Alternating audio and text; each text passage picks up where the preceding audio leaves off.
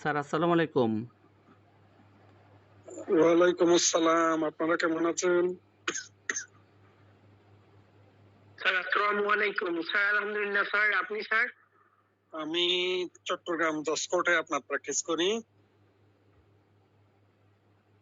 2023 সালে এনরোল হয়েছি। দীর্ঘদিন আমি এলএলবির স্টুডেন্ট পড়াতাম 2022 সাল থেকে। তো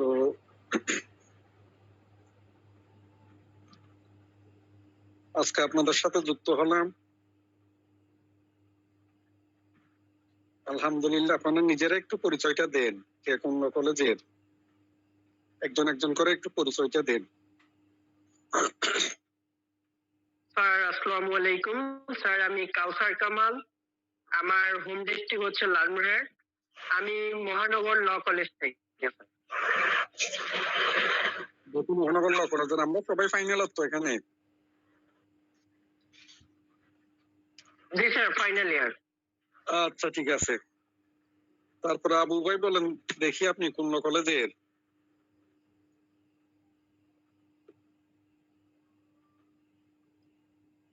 আবু ভাই আমাকে। ওয়ালাইকুম আসসালাম। জি, আমি ঢাকা মহাখালী ল কলেজ থেকে। আমি ইয়াসমিন বলতেছি, ঢাকা মহাখালী ল কলেজ থেকে। এরপরে আবু ভাই কোন কলেজ? আসসালামু আলাইকুম, আমি মোহাম্মদ আবু হামজেলা, রংপুর ল কলেজ। আচ্ছা, শান্ত থাক না। আসসালামু আলাইকুম, আমি নরসিংদী ল কলেজ। আমার নাম সালমা জাহান, আমি নরসিংদী ল কলেজ। আচ্ছা আচ্ছা।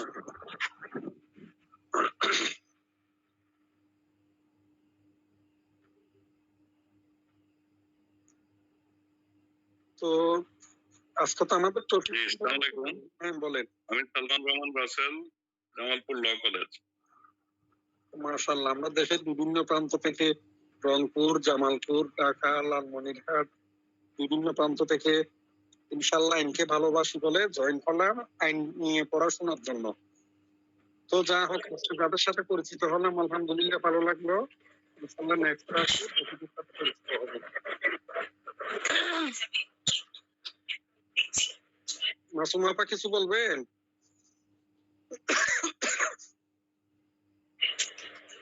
আসসালামু আলাইকুম, আমি মৌসুমী। আমি ঢাকা ল কলেজ, কিন্তু আমি জয়েন করেছি টেকনাফ থেকে। মাশাআল্লাহ, যা হোক। তো ইনশাআল্লাহ পরের ক্লাসে কোন কলেজ বলছিলেন? Ideal law college, Farmgate, Dhaka sir. আর আমার দিনাজপুর থেকে জয়েন। মাশাআল্লাহ। আসসালামু আলাইকুম, আমি শাহনাজ আক্তার, কক্সবাজার ল কলেজ থেকে, আর আমি জয়েন করেছি কক্সবাজার থেকে। Thank you. আসসালামু আলাইকুম, আমি নাজনীন নাহার, লালমনিরহাট ল কলেজ থেকে।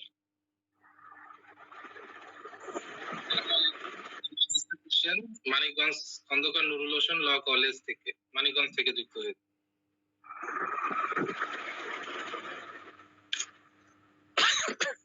আর কেউ আছেন? সবার সাথে পরিচিত হলাম। আসসালামু আলাইকুম, আমি মাহবুবা তামান্না চৌধুরী, সিলেট ল কলেজ থেকে। আসসালামু আলাইকুম। স্যার আমি সেন্ট্রাল ল কলেজ, ঢাকা। কোন কলেজ বললেন? Sir central law college, Dhaka. Central law college, Bijoynagar. জি স্যার, জি স্যার। আসসালামু আলাইকুম স্যার, আমি সুমনা আক্তার, কুড়িগ্রাম আইন মহাবিদ্যালয়।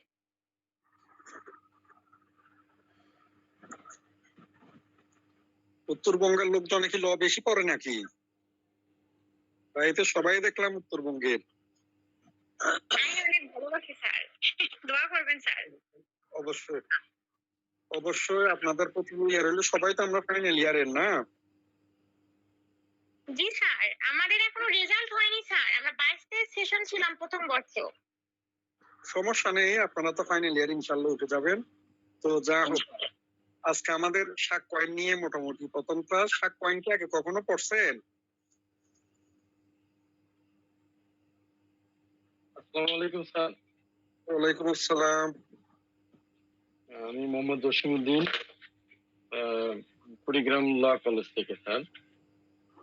ফার্স্ট ইয়ার পরীক্ষা দিচ্ছি, ফাইনাল ইয়ার। মাশাআল্লাহ। শাক কয়েন কি আপনারা আগে পড়ছেন? না স্যার, এই ফার্স্ট। একটু যতটুকু পারেন একটু নোট করে নেন। আজকে আমরা শাক কয়েন দিয়ে শুরু করবো ইনশাল্লাহ। যতটুকু পারেন খাতায় নোট করে নেন। শাক কয়েন হচ্ছে 1872 সালের আইন, এটা হচ্ছে 1 নং আইন।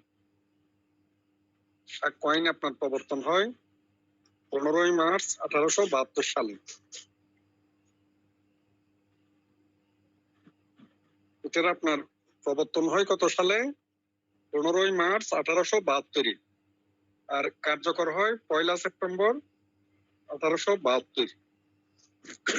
এই আইনটা আপনার কার্যকর হয় 1 সেপ্টেম্বর 1872 সালে। এই শাক কয়েনের আপনার 3টা খণ্ড। এই যে আমরা শাক কয়েন 1872 যেটা পড়ব, এটার 3টা খণ্ড। সেই 3টা খণ্ড কি কি? সেই 3টা খণ্ড হচ্ছে আপনার প্রথম খণ্ডে ঘটনার প্রাসঙ্গিকতা। প্রথম খণ্ড হচ্ছে ঘটনার প্রাসঙ্গিকতা, একটা ঘটনার সাথে আরেকটা ঘটনা প্রাসঙ্গিক কিনা সেটা দেখানো। দ্বিতীয় খণ্ড হচ্ছে আপনার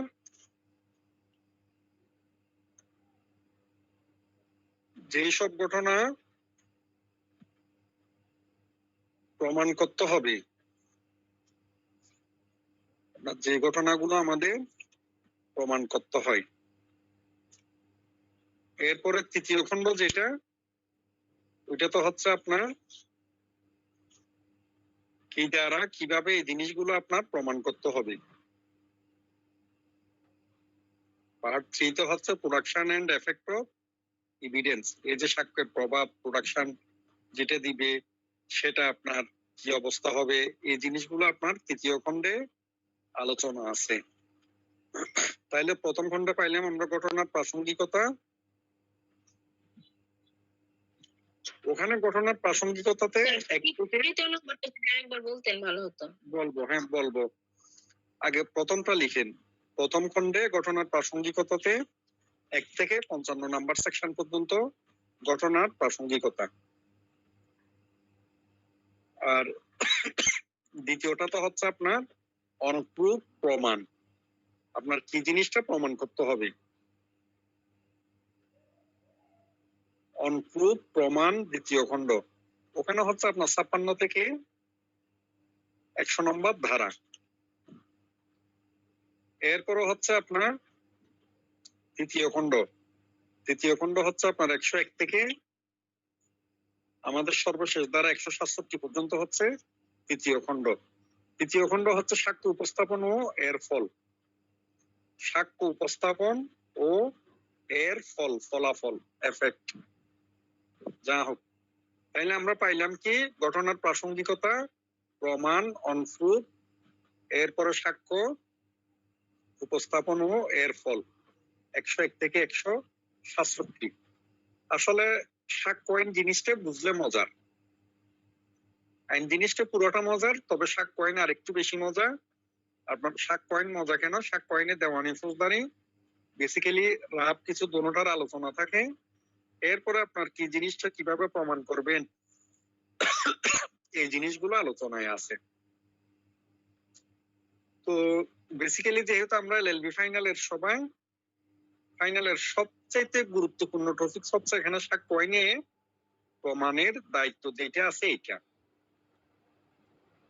তো আমরা শুরু থেকে শুরু না করে ইনশাল্লাহ মাঝখান থেকে শুরু করি। নেক্সট যারা এক্সাম দিবেন, হয়তো আমাদের এক্সাম নভেম্বর ডিসেম্বরে হবে, সেই সুবাদে আপনাদের সবচেয়ে গুরুত্বপূর্ণ টপিক হচ্ছে আপনার প্রমাণের দায়িত্ব যেটা আছে এইটা। মাঝখানে আর একটা জিনিস বলে রাখি, সাক্ষ্য আইনের 3টা খণ্ডের পাশাপাশি 11টা অধ্যায়। সাক্ষ্য আইনে কয়টা অধ্যায় আপনার? 3টে অধ্যায়। হ্যাঁ 11টা। সরি, হ্যাঁ সাক্ষ্য আইনে আপনার 11টা অধ্যায়। সেই 11টা অধ্যায়ের মধ্যে প্রথম অধ্যায় হচ্ছে আপনারা লিখে নিতে পারেন প্রথম অধ্যায় হচ্ছে প্রাথমিক বিষয় 1 থেকে 4। প্রথম অধ্যায় হচ্ছে প্রাথমিক বিষয় 1 থেকে 4। লিখছেন?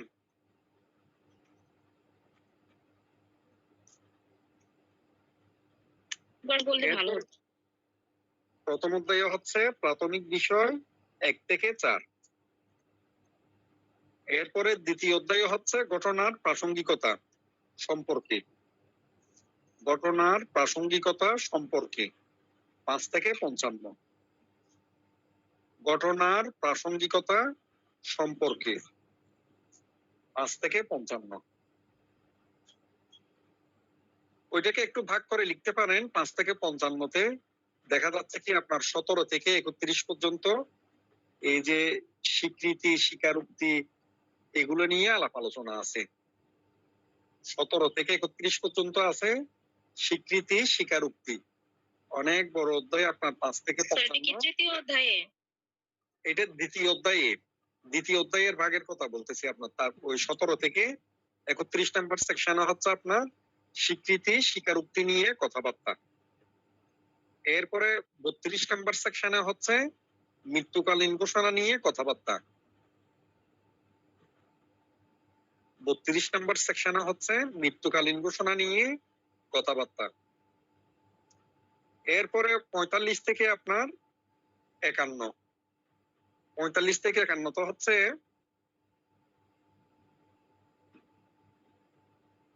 বিশেষজ্ঞের অভিমত। 45 থেকে 51 তো হচ্ছে বিশেষজ্ঞের অভিমত। এরপরে 52 থেকে 55, 52 থেকে 55 তো হচ্ছে আপনার চরিত্র নিয়ে কথাবার্তা। 52 থেকে 55 চরিত্র নিয়ে কথাবার্তা। এরপরে হচ্ছে দ্বিতীয় অধ্যায়ে 56 থেকে 100। দ্বিতীয় অধ্যায়ে হচ্ছে 56 থেকে 100। ওই দ্বিতীয় খণ্ডে, দ্বিতীয় খণ্ড হচ্ছে আপনার 56 থেকে 100। তার মধ্যে আপনার তৃতীয় অধ্যায়, চতুর্থ অধ্যায়, পঞ্চম অধ্যায়। তৃতীয় অধ্যায়ে হচ্ছে আপনার জুডিশিয়াল নোটিশ সম্পর্কে বলা আছে। যে সমস্ত ঘটনা প্রমাণের প্রয়োজন নেই, যেসব ঘটনা প্রমাণ করার প্রয়োজন নেই। 56, 57, 58 যেসব ঘটনা প্রমাণ করার প্রয়োজন নেই। এই 3টা সেকশন দিয়ে একটা অধ্যায়। এরপর হচ্ছে চতুর্থ অধ্যায় অনেক বড়, 59 থেকে 90 পর্যন্ত একেবারে। সরি, চতুর্থ অধ্যায় হচ্ছে আপনার 2টা সেকশন, 59, 60। চতুর্থ তো হচ্ছে 2টা অধ্যায়, 2টা সেকশন, 59, 60। এই তৃতীয় অধ্যায় হচ্ছে আপনার 56 থেকে 58। এই 3টা সেকশন দিয়ে তৃতীয় অধ্যায়। 56 থেকে 58 এই 3টা অধ্যায় দিয়ে তৃতীয় অধ্যায়। যেসব ঘটনা প্রমাণ করার প্রয়োজন নেই, যেসব ঘটনা প্রমাণ করার প্রয়োজন নেই। এরপরে চতুর্থ অধ্যায়ে হচ্ছে মাত্র 2টা সেকশন, 59, 60 মৌখিক সাক্ষ্য সম্পর্কে। এরপরে আপনার সবচাইতে বড় চ্যাপ্টার মনে হয় এটা 61 থেকে 90 পর্যন্ত। এখানে দালিলিক সাক্ষী নিয়ে কথাবার্তা আছে। এখানে কথাবার্তা আছে কি দালিলিক সাক্ষী নিয়ে 61 থেকে 90। পঞ্চম অধ্যায়। ষষ্ঠ অধ্যায় হচ্ছে দালিলিক সাক্ষ্যের মাধ্যমে মৌখিক সাক্ষ্য বর্জন, 91 থেকে 100। দালিলিক সাক্ষ্যের মাধ্যমে মৌখিক সাক্ষ্য বর্জন, এটা হচ্ছে 91 থেকে 100।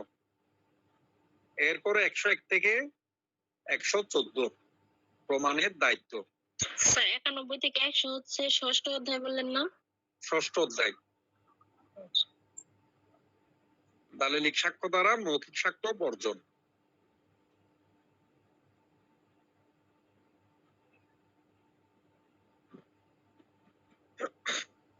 তারপরে 101 থেকে 114 হচ্ছে আপনার প্রমাণের দায়িত্ব, বার্ডেন অফ প্রুফ। এটা হচ্ছে 7ম অধ্যায়।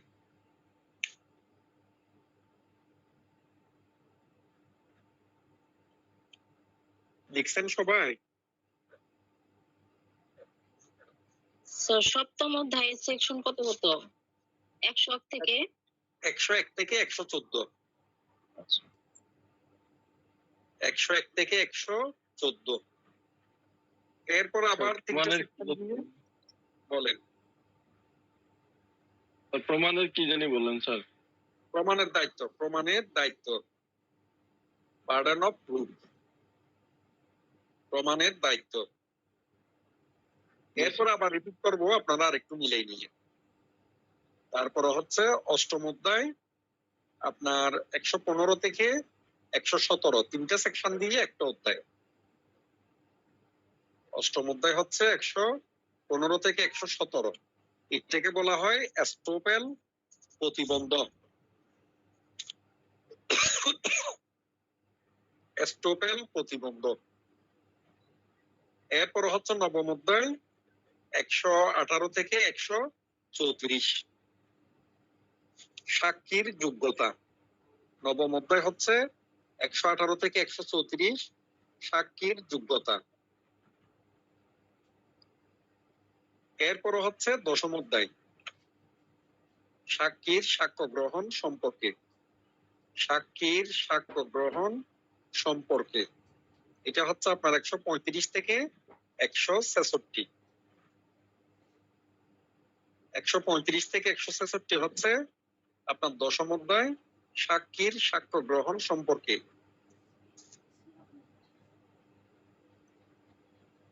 এরপর হচ্ছে 11তম অধ্যায় 167, একটা সেকশন দিয়ে একটা অধ্যায়। 11তম অধ্যায় হচ্ছে 167 একটা সেকশন। তাইলে আপনারা মিলাই নিতে পারেন। প্রথমে হচ্ছে 1 থেকে 4 প্রাথমিক বিষয়, এরপরে 5 থেকে 55 ঘটনার প্রাসঙ্গিকতা। ওখানে বলছিলাম আপনার 17 থেকে 31 স্বীকৃতি স্বীকারোক্তি নিয়ে আলাপ আলোচনা আছে ওখানে, 17 থেকে 31। এরপরে 32 বলছিলাম মৃত্যুকালীন ঘোষণা। 45 থেকে 51 বলছিলাম বিশেষজ্ঞের অভিমত। 52 থেকে 55 হচ্ছে চরিত্র। 52 থেকে 55 চরিত্র। এটাকে যদি আরেকটু বিশ্লেষণ করে লিখেন, 52 থেকে 55 ব্যবহৃত হয় দেওয়ানিতে, আর 53 থেকে 54 এই দুইটা সেকশন ব্যবহৃত হয় চরিত্র সম্পর্কে ফৌজদারিতে। তাহলে চরিত্রের জায়গায় দেখা গেল কি শুরু প্রার শেষেরটা দেওয়ানি, মাঝখানের দুইটা ফৌজদারি।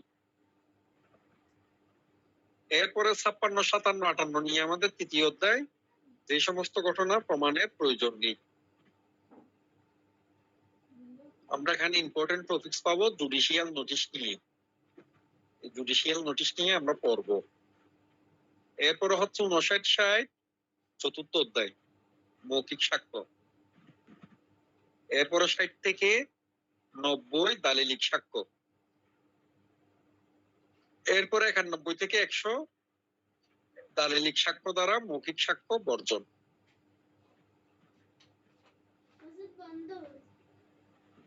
সপ্তম অধ্যায়। এরপর 8ম হচ্ছে আপনার 101 থেকে 114 প্রমাণের দায়িত্ব। 9ম হচ্ছে 3টা সেকশন এস্টোপেল প্রতিবন্ধক, 115 থেকে 117 পর্যন্ত। এরপরে 118 থেকে 134 সাক্ষীর যোগ্যতা 9ম অধ্যায়। 135 থেকে আপনার 166 10ম অধ্যায়।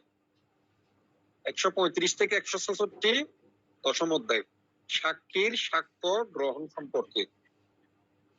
এরপরে 11তম অধ্যায় হচ্ছে আপনার সর্বশেষ 167। ওখানে বলতেছে আপনার যদি কোনো ওই অন্যায়ভাবে সাক্ষ্য গ্রহণ ও অগ্রাহ্য করা সম্পর্কে, যদি সাক্ষ্য অন্যায়ভাবে অগ্রাহ্য করা হয় বা অন্যায়ভাবে গ্রহণ করা হয় তখন কি পরিস্থিতি হবে, এই জিনিসটা বলছে শুধু একটা সেকশনে 167-তে। আপনারা লিখে নিতে পারছেন? আচ্ছা, আর লাস্টে এটা একটু বলবেন 167টা। 167 হচ্ছে আপনার যখন অন্যায়ভাবে সাক্ষ্য গ্রহণ করা হয় বা প্রত্যাখ্যান করা হয়, দোনোটাই।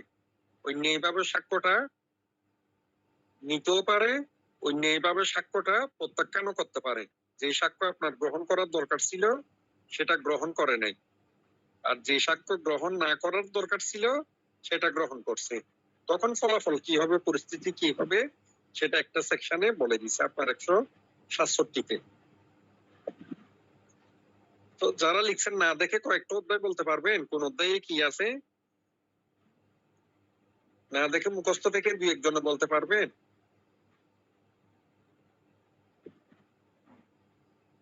স্যার চেষ্টা করতে পারি স্যার, যদি আপনি চেষ্টা করেন তো দেখি। স্যার অধ্যায় কয়টা? স্যার 11টি অধ্যায় স্যার। 11টা অধ্যায়। প্রথম অধ্যায় কত থেকে জি, কত স্যার। সেকশন? প্রথম অধ্যায় স্যার 1 থেকে 4 প্রাথমিক বিষয়। 1 থেকে 4 প্রাথমিক বিষয়। এরপরে তৃতীয় জি, স্যার। অধ্যায় কত থেকে কত? তৃতীয় অধ্যায় স্যার হচ্ছে 56 থেকে 100 স্যার।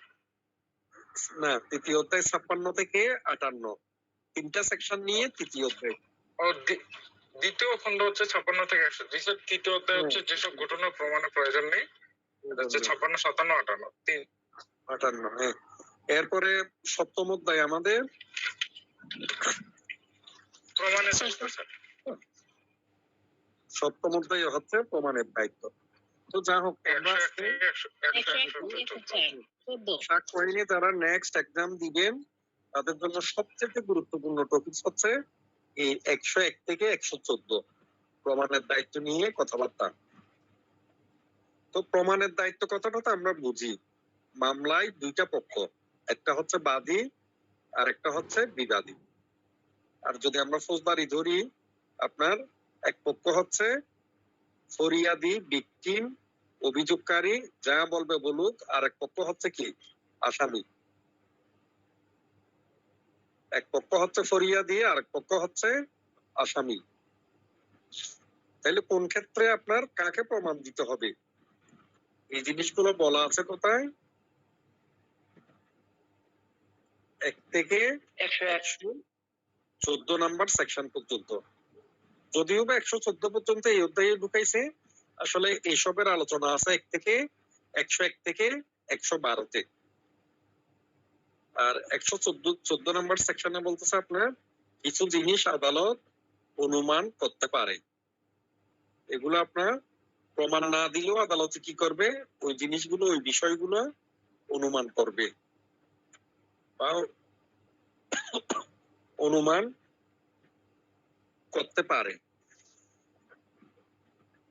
এটা ম্যাফিজমের সেকশন 114, অনুমান করতে পারে। তাইলে আমরা মোটামুটি আজকে 101 থেকে 112 নম্বর সেকশন পর্যন্ত একটু বোঝার চেষ্টা করব। আপনারা নোট করে নিতে পারেন, এই যে 101 থেকে 112 নম্বর সেকশন নোট করে নিতে পারেন।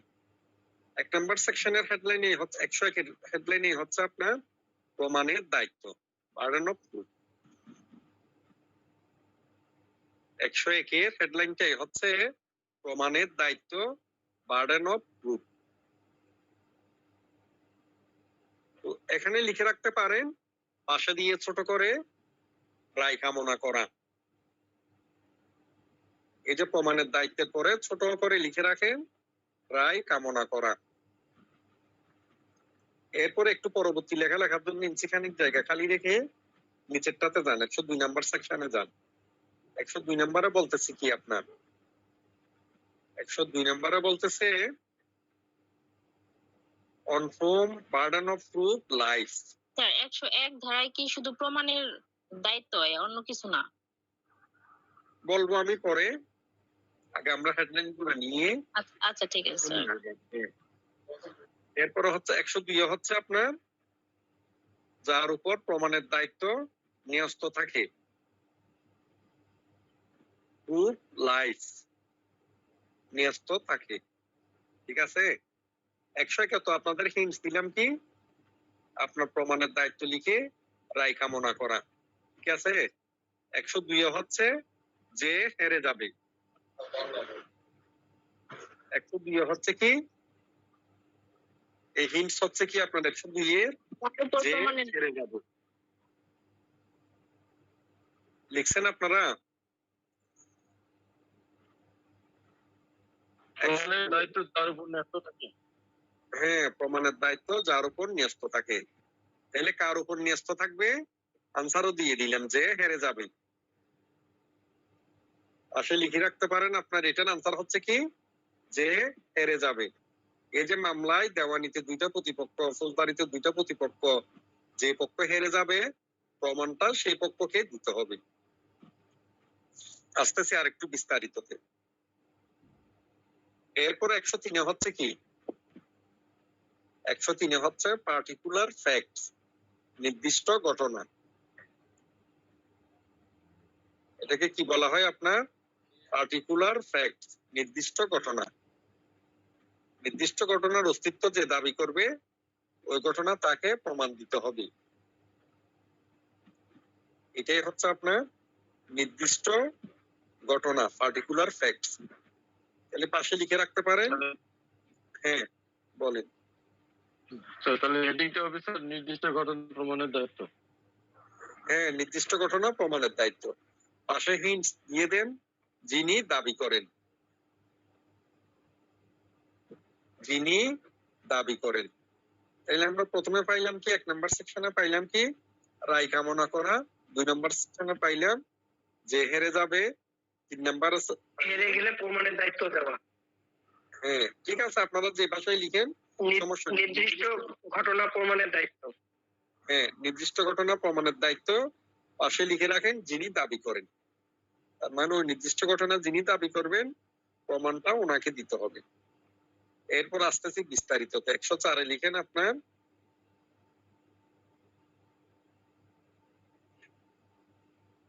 যে ঘটনা সাক্ষ্য গ্রহণযোগ্য করার জন্য প্রমাণ করতে হবে তা প্রমাণের দায়িত্ব। আপনার এমন একটা ঘটনা যেটা কি সাক্ষ্যকে গ্রহণযোগ্য করার জন্য আগে ওইটার প্রমাণ দিতে হয়, তারপর আপনি সাক্ষ্য দিবেন। এটাতে ছোট করে লিখে রাখতে পারেন মৃত্যুকালীন ঘোষণা। আপনি যদি মৃত্যুকালীন ঘোষণাকারীর কোনো সাক্ষ্য দিতে চান তাহলে আপনাকে প্রমাণ দিতে হবে ওই ব্যক্তি মারা গেছে। 104 হচ্ছে কি আপনার এমন ঘটনা যেটাকে কি সাক্ষ্য হিসেবে প্রাসঙ্গিক করার জন্য আর যে ঘটনার প্রয়োজন হয়।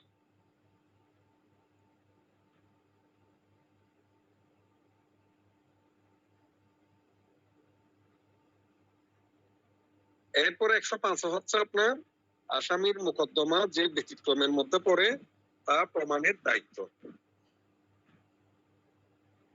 105 হচ্ছে আপনার আসামির ঘটনা যে ব্যতিক্রমের মধ্যে পড়বে সেটা প্রমাণের দায়িত্ব।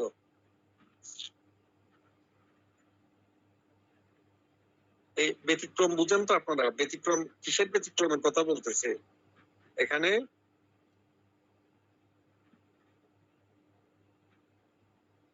কেউ বলতে পারবেন? এই যে মামলা যদি দণ্ডবিধির সাধারণ ব্যতিক্রমের মধ্যে পড়ে, হ্যাঁ অন্য কোনো আইনের কোনো শর্তের মধ্যে পড়ে, তাহলে তার প্রমাণের দায়িত্ব অভিযুক্ত ব্যক্তির উপর পড়ে। এক্স্যাক্টলি, আপনার সবচেয়ে প্রপার আনসার হচ্ছে যদি সাধারণ ব্যতিক্রমের মধ্যে পড়ে দণ্ডবিধির, সেই ক্ষেত্রে আসামি কি করবে? যিনি দাবি করতেছেন এই ব্যতিক্রম ওনাকে প্রমাণটা দিতে হবে। স্যার একটা এক্সাম্পল যদি দিতেন স্যার। দিব, আমরা আরো বিস্তারিত আলোচনা করবো এগুলো। আপনাদের কাছে বিয়ের এক বই আছে, মুলাইনের বই আছে?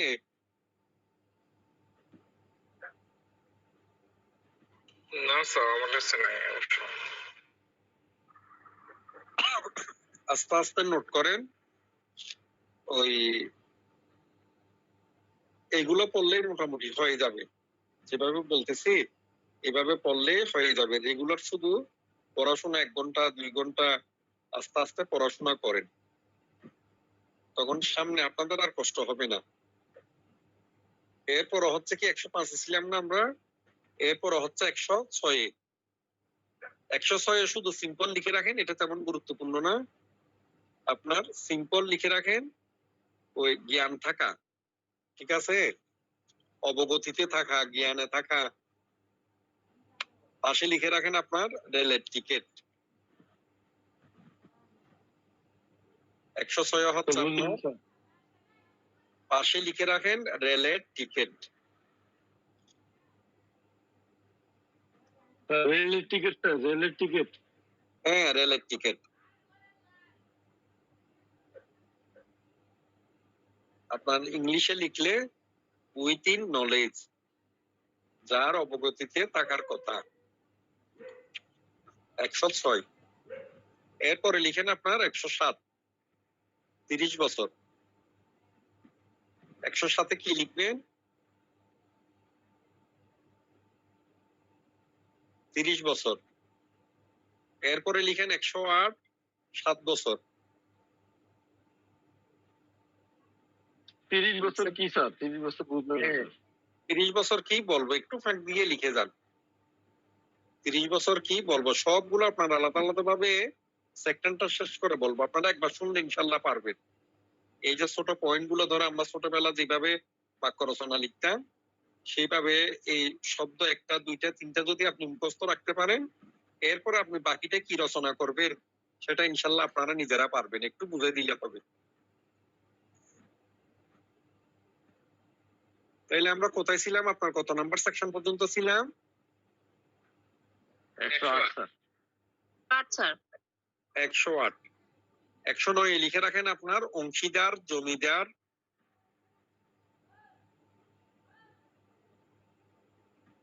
মালিক। অংশীদার, জমিদার, মালিক। এরপর 110 লিখেন মালিকানা মোটরসাইকেল। আপনার মালিকানা লিখে রাখেন মোটরসাইকেল। 110 হচ্ছে আপনার মালিকানা মোটরসাইকেল। এরপরে 111। 111 হচ্ছে আপনার সক্রিয় আস্থার সম্পর্ক। 111 তো হচ্ছে সক্রিয় আস্থার সম্পর্ক। পাশে লিখে রাখতে পারেন আপনার অ্যাডভোকেট ক্লায়েন্ট, ডাক্তার রোগী, শিক্ষক ছাত্র, এগুলো সবগুলো হচ্ছে আপনার পিতা পুত্র, এগুলো সবগুলো হচ্ছে কি সক্রিয় আস্থার সম্পর্ক। কি বলছি? আপনার অ্যাডভোকেট ক্লায়েন্ট, তারপরে হচ্ছে আপনার শিক্ষক ছাত্র, পিতা পুত্র, এরপরে ডাক্তার রোগী, এগুলো সবগুলো হচ্ছে এই সক্রিয় আস্থার সম্পর্ক। আর সবার শেষে লিখেন 112-তে 280 দিন। 112-তে কি লিখতে বললাম? 280 দিন। 280 দিন, গুড। তাইলে এরপরে এবার আমরা যে 101 লিখছি, 101-এ কি লিখছিলাম? প্রমাণের দায়িত্ব স্যার। প্রমাণের দায়িত্ব। পাশে হিন্টস কি দিয়েছিলাম? প্রমাণ কাকে দিতে হবে, এই প্রমাণের দায়িত্ব কার?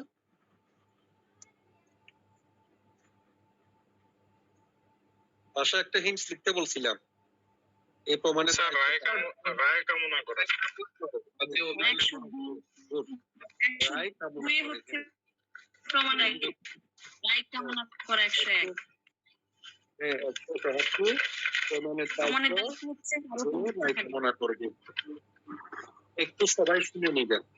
101 হচ্ছে প্রমাণের দায়িত্ব, তাকে লিখতে বলছিলেন যে রায় কামনা করে। রায় কামনা কার কাছে করবে? বিচারকের কাছে, বিচারকের কাছে, আদালতের কাছে। রায় কামনাটা কার কাছে করবে? আদালতের কাছে, ঠিক আছে। আদালতের কাছে যে করবেন আপনি, যে রায় কামনা করে তাকে কি বলে? আমরা অভিযোগকারী, দরখাস্তকারী, অভিযোগকারী, দরখাস্তকারী, বাদী বা ফরিয়াদি। ফরিয়াদি, অভিযোগকারী, দরখাস্তকারী, যে ভাষায় বলি না কেন, উনি কি করেন? আদালতের কাছে প্রথমে রায় কামনা করেন না। যেহেতু উনি আদালতের কাছে রায় কামনা করেন, তাহলে এই যে রায় কামনা করবে, কিসের ভিত্তিতে করবে, এটার প্রমাণ কে দিবে? যিনি রায় কামনা করবে প্রমাণ সেটা ওনাকে যিনি রায় কামনা করেন উনি প্রমাণটা দিবে।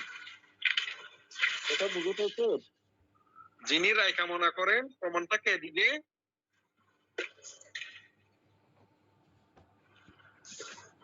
ওনাকেই উনি প্রমাণ দিবে। করতে হবে।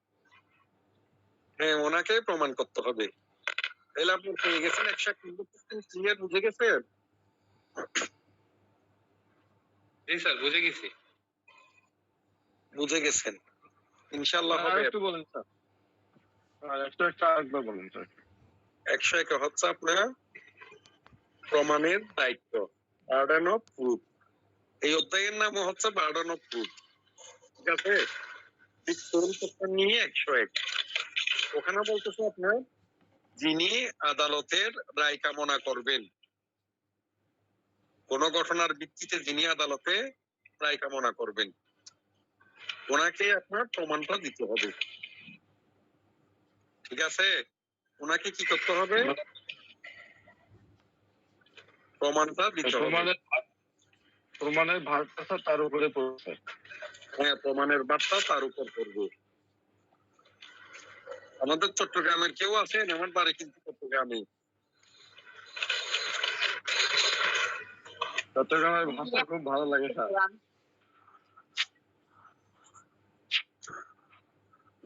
তাইলে বলতেছি কি, ওখানে যিনি কোনো বিষয়ের অস্তিত্ব দাবি করে নির্ভরশীল কোনো আইনানুগ অধিকার বা দায় সম্পর্কে আদালতের যুক্তি কামনা করে, সে বিষয়ের অস্তিত্ব তিনি অবশ্যই প্রমাণ করবেন। কি করবে আপনার? যিনি কোনো বিষয়ের অস্তিত্ব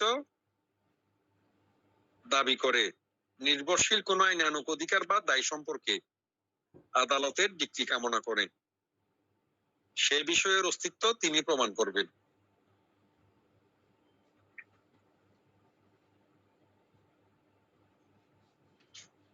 যখন কোনো ব্যক্তি কোনো বিষয়ের অস্তিত্ব প্রমাণ করতে বাধ্য থাকেন, তখন বলা হয় যে প্রসঙ্গটি প্রমাণ করার দায়িত্ব সে ব্যক্তির উপর ন্যস্ত।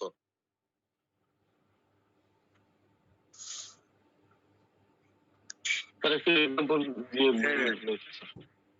আপনি বলতেছেন কি, আমি একটা অপরাধ করছি।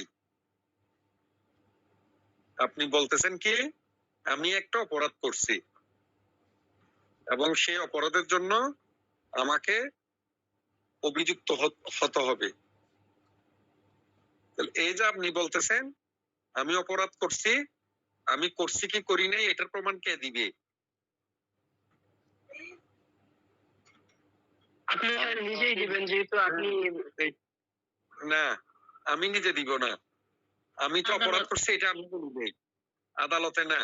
এটা যিনি দাবি করতেছেন উনি দিবেন, যিনি দাবি করতেছেন উনি দিবেন। মনে করেন আপনি সালমা, আপনি বললেন কি মামুন একটা অপরাধ করছে, আদালতে গিয়ে বলছেন না মামুন একটা অপরাধ করছে, আমি তার জন্য কি করি? তার শাস্তি কামনা করি। আপনি সালমা, তাইলে এই যে মামুন যে অপরাধ করছে, এটার কি অপরাধ করছে, কখন করছে, কিভাবে করছে, এই সব কিছুর প্রমাণ কাকে দিতে হবে? সালমাকে দিতে হবে। বুঝে পাইছেন? জি স্যার। জি স্যার। জি। এরপরে হচ্ছে 102। 102 কি লিখতে বলছিলাম? স্যার এটা হচ্ছে স্যার প্রমাণের দায়িত্ব, মানে হেরে গেলে প্রমাণের দায়িত্ব। এটা হেরে গেলে প্রমাণের দায়িত্ব, হেরে গেলে, বুঝছেন? কিন্তু এটার হেডলাইন হচ্ছে আপনার যার উপর প্রমাণের দায়িত্ব ন্যস্ত থাকে, ন্যস্ত থাকা, যার উপর প্রমাণের দায়িত্ব ন্যস্ত থাকা। আর শর্ট করে যদি ইংলিশটা একটু মনে রাখতে চান তাহলে কি বলতে হবে?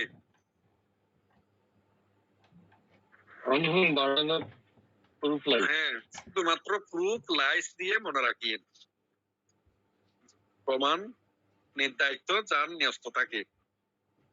তাহলে ন্যস্ত থাকা মানেটা কি? আমরা 101 দেখতেছি কি, আপনি কি করলেন? সালমা দাবি করলো কি মামুন একটা অপরাধ করছে, না? সালমা তার সমস্ত প্রমাণ যা আছে তা দিল। তাইলে দেখা যাচ্ছে কি তার প্রমাণের ভিত্তিতে মামুন কি হয়ে যাচ্ছে, অপরাধী হয়ে যাচ্ছে না, মামুনের শাস্তি হবে, মামুন হেরে যাবে, ইত্যাদি ইত্যাদি।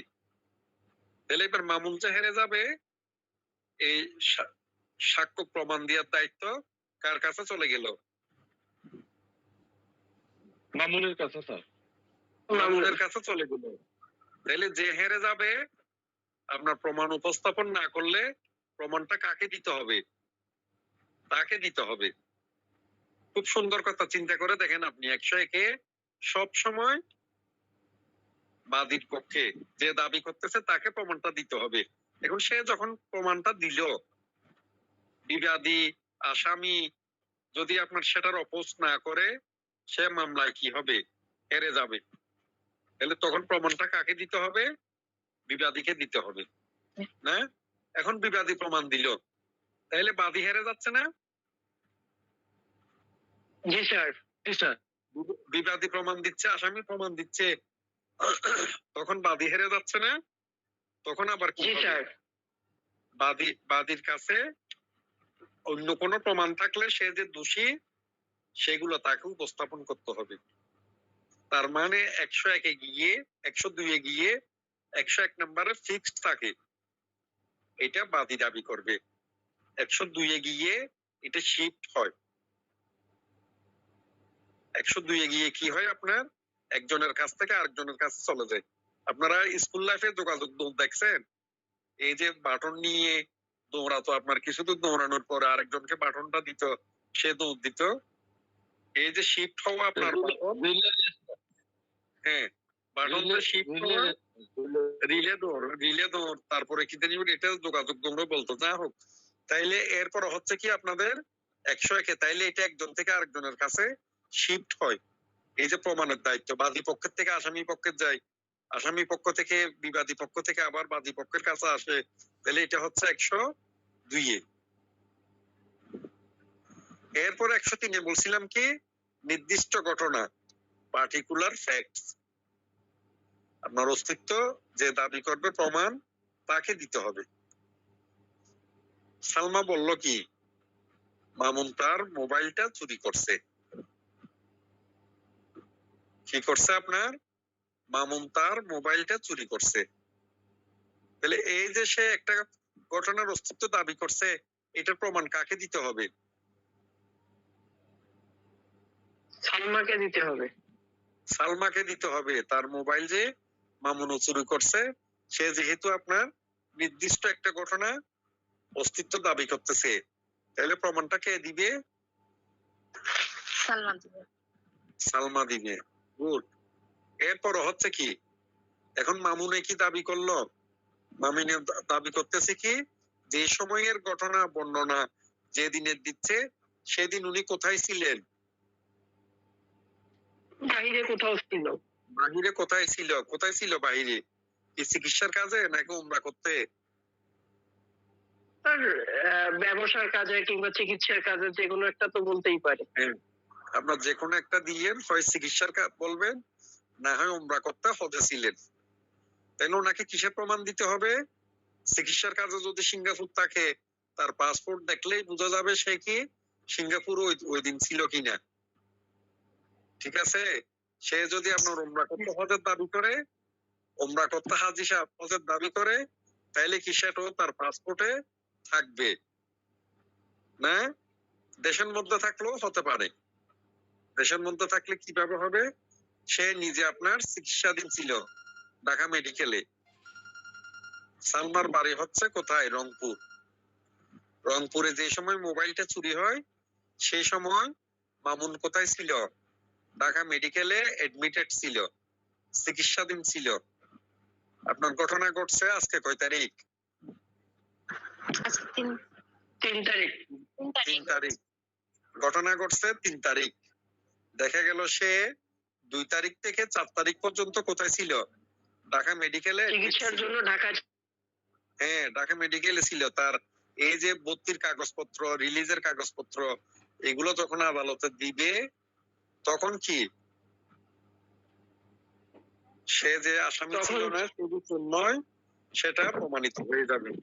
এটাকে নির্বাচন কি বলে, কি বলতে পারবেন? সে অন্য কোথায় ছিল, এগুলো হচ্ছে তথ্য প্রমাণ উপস্থাপন করে ওইটা ভুল প্রমাণ করতে হবে। একটু মিউট হয়ে শুনেন,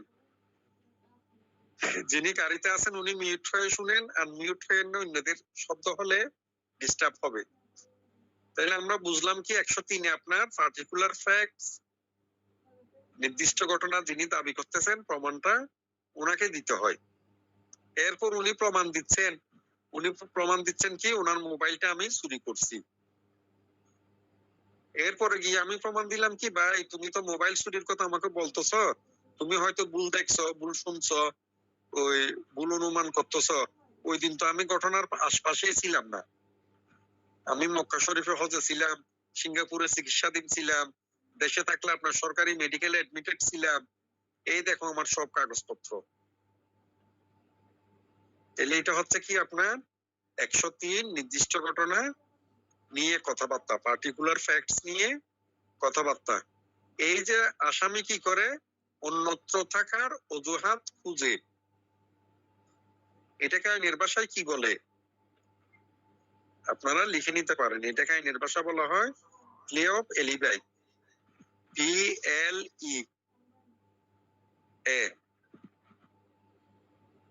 OF। তারপর হচ্ছে আমি দুষ্টামি করে বলি আলিবাই, ALI, তারপর হচ্ছে BI।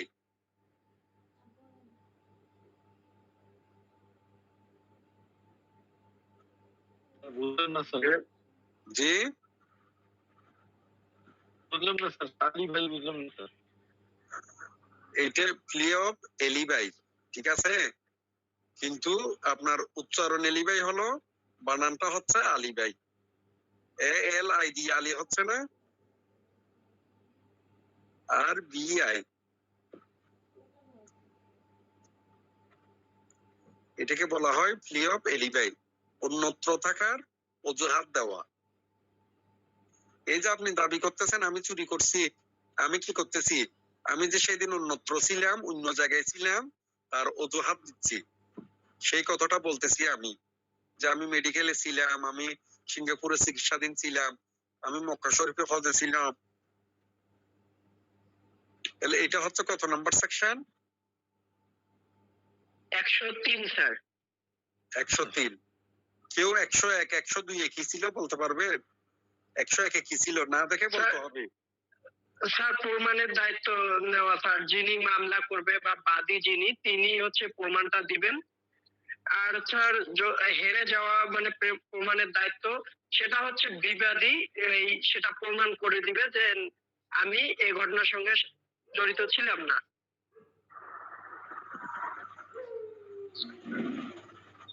এটা দেখে দেখে বলেন, খাতায় কি লেখছেন দেখি বলেন তো, 101 কি লেখছেন? স্যার 101 হচ্ছে প্রমাণের দায়িত্ব যিনি রায় কামনা করেন। হ্যাঁ, যিনি রায় কামনা করেন, প্রমাণের দায়িত্ব যিনি রায় কামনা করেন। এরপরে বলেন আপনি যিনি দেখে বলতেছেন উনি বলেন রায় কামনা করেন, এটার বিশ্লেষণ কিভাবে করবেন?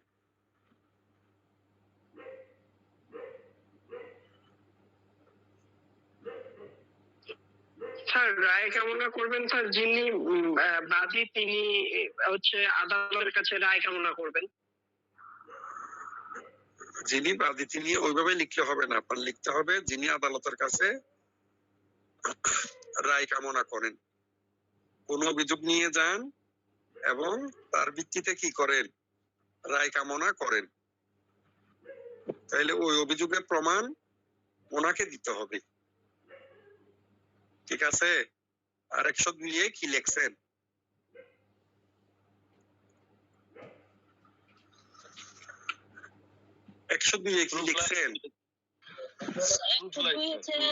প্রমাণের দায়িত্ব যার যিনি হেরে যাবে, প্রমাণের দায়িত্ব তার উপর পড়ে। হ্যাঁ, প্রমাণের দায়িত্ব তার উপর পড়ে। যদি এটার ব্যাখ্যাটা হচ্ছে আপনার যিনি প্রমাণ উপস্থাপন না করলে কোন মামলায় মোকদ্দমায় হেরে যাবেন, প্রমাণের উপস্থাপনের দায়িত্ব তখন তার উপর বর্তায়। এটাতে মনে রাখবেন আপনার এটা এক পক্ষ থেকে আরেক পক্ষ শিফট হয়। মানে দোষটা যার উপরে যাবে, দোষটা আসলে যার উপরে যাবে প্রমাণের দায়িত্বটা তার হয়ে পড়ে, যে আমি এই সময়ে এই সময়ে এখানে ছিলাম না, তাহলে এটা করলাম কিভাবে? হয়তো এইভাবে যুক্তিটা আসবে। অনেকটা এরকম, আপনি প্রমাণ দিচ্ছেন, এরপরে আরেকজনের প্রমাণ উপস্থাপনের দায়িত্ব হয়ে যায়। সে যদি প্রমাণ দিতে না পারে তাহলে সে হেরে যাবে। সে হারলে তাকে প্রমাণ দিতে হবে। সে প্রমাণ দিল, তাইলে আপনার বিপরীত প্রমাণ যদি কোনো কিছু থাকে আবার প্রথম পক্ষের উপর চলে যাবে। হ্যাঁ। আর 103-এ কি বলছিলাম? স্যার ঘটনা প্রমাণের দায়িত্ব, নির্দিষ্ট ঘটনা প্রমাণের দায়িত্ব স্যার। ঘটনা ইংলিশে কি বলছিলাম এটাকে? Sir alibi, plea of alibi. হ্যাঁ, প্লে অফ এলিবাই, যা হোক যেটাই বলবেন বলেন, আপনি যে ভাষায় মনে রাখতে পারেন, কোনো সমস্যা নেই। এরপরে এটার আরো একটা ইংলিশ বলছিলাম শুরুতে, যে নির্দিষ্ট ঘটনার ইংরেজিটা বলছিলাম,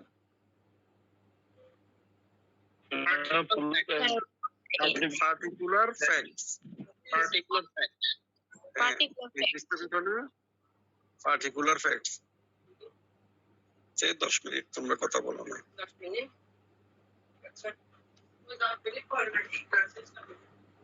পার্টিকুলার ফ্যাক্টস।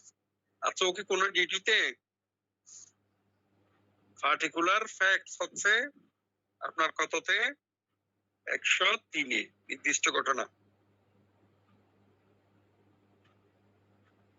এরপর হচ্ছে 104-এ। 104-এ কি ধরে মনে রাখতে বলছিলাম? ঘোষণা। হ্যাঁ, মৃত্যুকালীন ঘোষণা। আমি যে কোনো একটা বিষয় সম্পর্কে সাক্ষ্য দিতে চাচ্ছি। হ্যাঁ, আমি যে কোনো একটা বিষয় সম্পর্কে সাক্ষ্য দিতে চাচ্ছি। সেই বিষয়টা কি?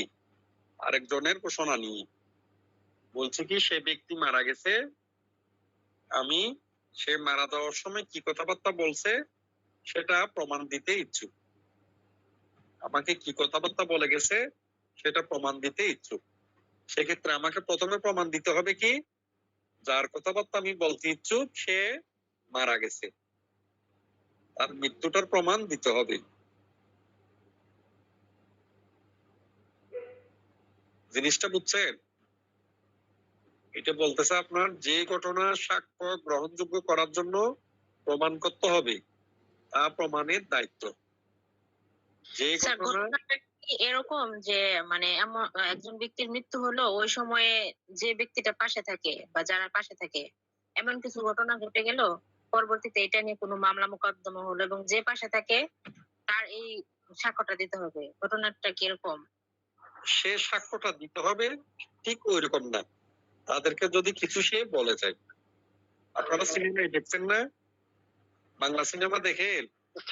স্যার এক্সাম্পল যদি বলি, স্যার ধরেন কাউকে কোনো একটা মোটা অঙ্কের টাকা দিল, কিন্তু ওই ব্যক্তিটাকে বলে গেল। না, আমি বলি, আপনারা কি বাংলা সিনেমা দেখেন কিনা বলেন? জি স্যার, দেখি মাঝে মাঝে। দেখেন, ওখানে কি দেখেন? আপনার প্রায় সবগুলো সিনেমাতে কি দেখতাম আমরা? কবির মিত্রকে মেরে ফেলতো। জি স্যার। সে কি করতো? আপনার দেয়ালে লিখে গেছে রক্ত দিয়ে, আমার মৃত্যুর জন্য অমুক দায়ী। জি স্যার। দেয়ালে লিখে গেছে না সে, আমার মৃত্যুর জন্য অমুক দায়ী। এই যে সে এই জিনিসটা যখন সে কোর্টে বলবে, কোর্টে গিয়ে যে দেখছে দেয়ালের লিখন, সে গিয়ে সাক্ষী দিচ্ছে না যে প্রবীর মিত্র দেয়ালে লিখে গেছে তার মৃত্যুর জন্য অমুক দায়ী। তখন আপনার বলতে হবে কি, প্রবীর মিত্র যে মারা গেছে, প্রথমে তার ডেথ সার্টিফিকেট দিতে হবে। এটা আপনার ডাইং ডিক্লারেশন আলাদা প্রশ্ন আছে, মৃত্যুকালীন ঘোষণা নিয়ে আলাদা অনেক বড় টপিকস আছে, এগুলো নিয়ে বড় আলোচনা আছে। সেটা আমরা যখন মৃত্যুকালীন ঘোষণা আলোচনা করব, নেক্সট ক্লাসে করব আপনার মৃত্যুকালীন ঘোষণা নিয়ে। এটা প্রমাণের দায়িত্বের পরে আপনাদের গুরুত্বপূর্ণ টপিকস হলো, যারা ফাইনাল দিবেন নেক্সট বার তাদের জন্য এই মৃত্যুকালীন ঘোষণা আছে আপনার।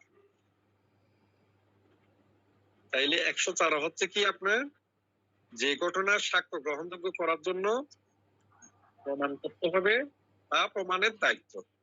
এই যে আমি যে মারা গেছি আমার মৃত্যুকাল ঘোষণা আপনি বলতেছেন, আমি যে মারা গেছি প্রথমে সেটা আপনাকে প্রমাণ দিতে হবে। মনে রাখবেন এই মৃত্যুকালীন ঘোষণা যে কারো কাছে দেওয়া যায়।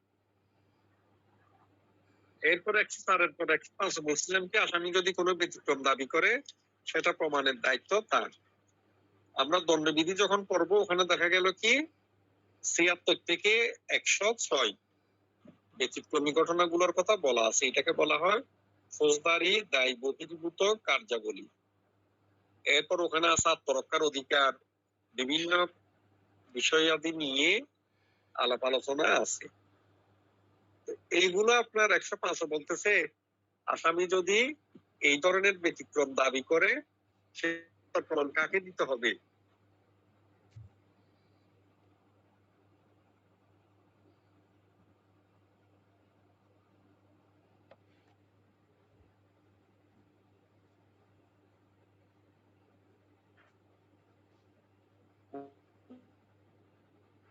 ঠিক আছে, এইটার প্রমাণ আসামি দিবে, যেহেতু ফৌজদারি ম্যাটার এইটা ব্যবহৃত হচ্ছে। মনে রাখবেন এটার প্রমাণ দিতে হবে উপযুক্ত হলো আসামি। আপনাদেরকে ক্লাস বোর লাগতেছে? না স্যার, অনেক ভালো লাগতেছে। না স্যার, অনেক আছে। ঠিক আছে, তাইলে আলহামদুলিল্লাহ আজকে এতটুকুতে থাকুক। আপনারা যে হিন্টস গুলো দিছি, যেভাবে সেকশন গুলো দিছি মুখস্থ করে রাখবেন। নেক্সট ক্লাসে কিন্তু এক একজনকে এক একটা সেকশন ধরবো। ঠিক আছে, আপনাদের পড়াশোনা ইনশাআল্লাহ স্যার। মনে রাখবেন জি স্যার, যদি ইনশাআল্লাহ।